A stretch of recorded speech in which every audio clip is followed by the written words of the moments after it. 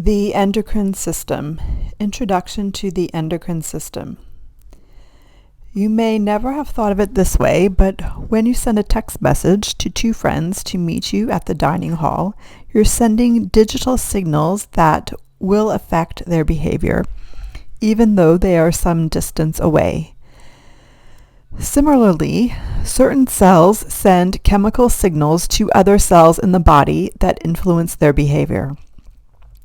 This long-distance intercellular communication, coordination, and control is critical to maintain equilibrium, or homeostasis. This intercellular activity is the fundamental function of the endocrine system. Endocrine system medical terms: anatomy or structures of the endocrine system. The pancreas acts as an endocrine and exocrine gland. The endocrine system consists of cells, tissues, and organs that secrete hormones as a primary or secondary function. The endocrine gland is the major player in this system. The primary function of the endocrine gland is to secrete hormones directly into the surrounding fluid. The surrounding fluid, interstitial fluid, and the blood vessels then transport the hormones throughout the body. The endocrine system includes the pituitary, thyroid, parathyroid, adrenal, and pineal glands. Some of these glands have both endocrine and non-endocrine functions. For example, the pancreas contains cells that function in digestion, as well as cells that secrete the endocrine hormones like insulin and glucagon, which regulate blood glucose levels.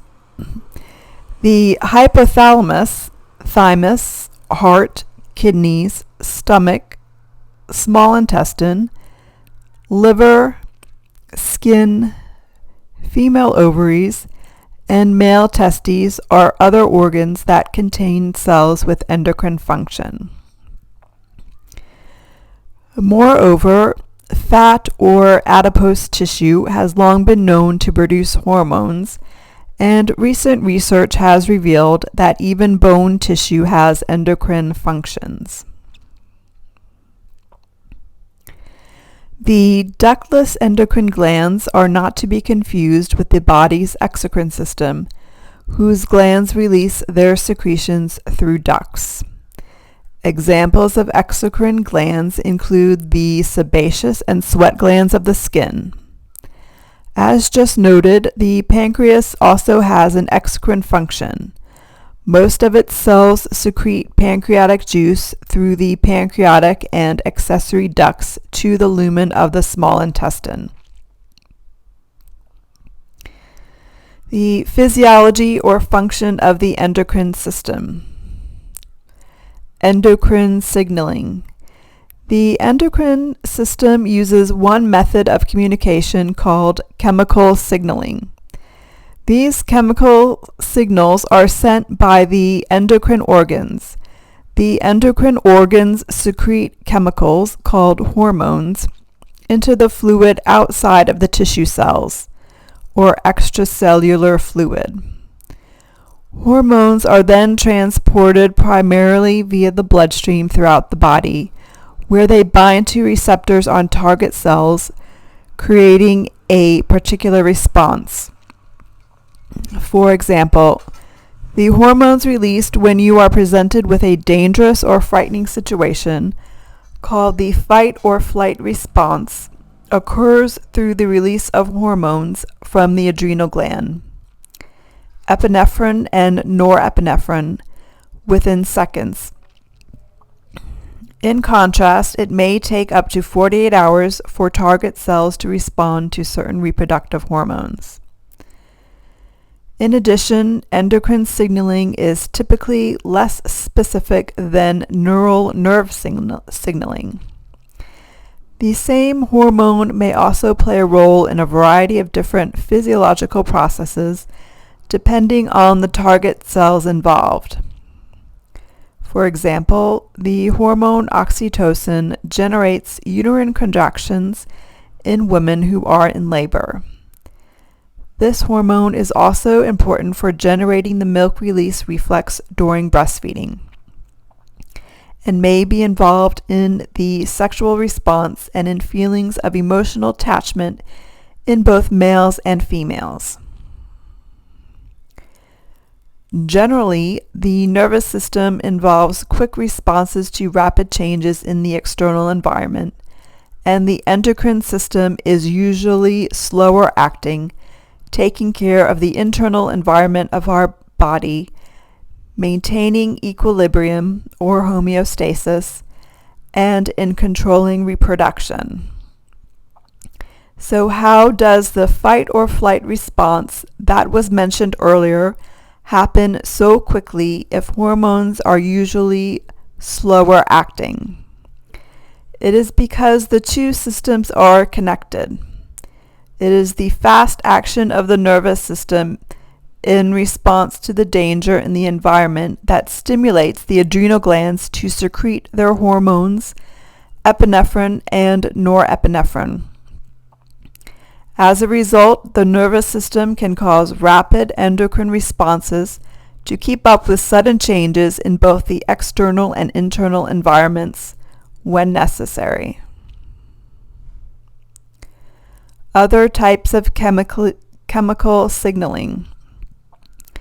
There are 4 different types of chemical signaling occurring in multicellular organisms: endocrine signaling, autocrine signaling, paracrine signaling, and direct signaling.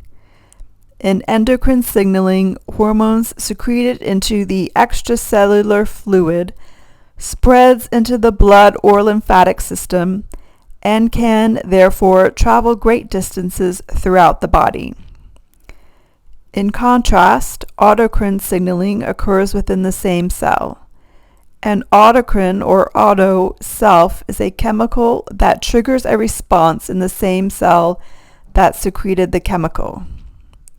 For example, interleukin-1 or IL-1 is a chemical signaling molecule that plays a role in inflammation. The cells that release IL-1 also have receptors on their surface that bind IL-1, resulting in autocrine signaling.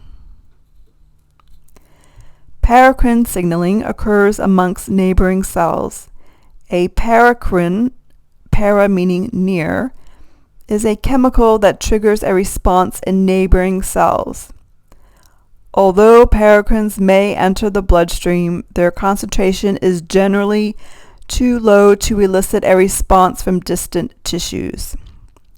A familiar example for those with asthma is histamine, a paracrine that is released by immune cells.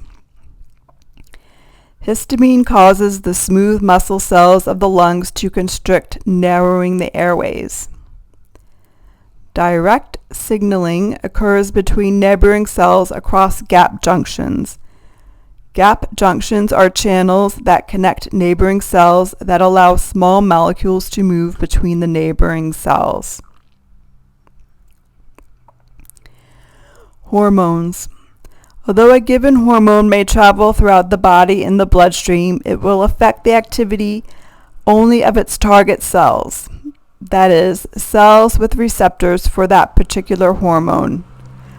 Once the hormone binds to the receptor, a chain of events is initiated that leads to the target cell's response.